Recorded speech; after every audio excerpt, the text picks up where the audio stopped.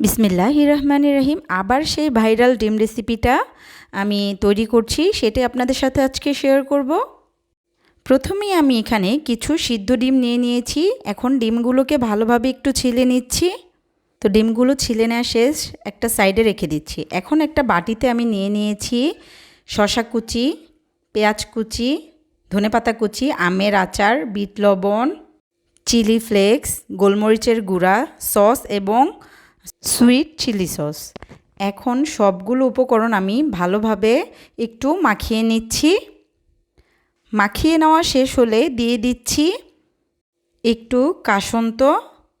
আপনারা কিন্তু চাইলে এখানে যেই কোনো আচার ইউজ করতে পারবেন, কোনো সমস্যা নেই। এখন কাসন্ত দিয়ে আবার একটু ভালোভাবে মেখে নিচ্ছি। এখন আগে থেকে সিদ্ধ করে রাখা ডিমটাকে নিয়ে নিয়েছি, একটা ছুরি দিয়ে মাঝখানে একটু কেটে নিলাম।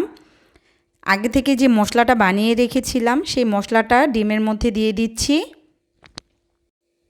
মশলাটা ভালোভাবে দিয়ে উপর থেকে আমি একটু চাটনি দিয়ে দিচ্ছি। আমি এখানে বোম্বাই মরিচের একটা চাটনি নিয়েছিলাম। আপনার এখানে তেঁতুল, আম, জলপাই যে কোনো একটা চাটনি ইউজ করতে পারেন, কোনো সমস্যা নেই। তো আমি সবগুলো ডিম বানিয়ে নিয়েছি।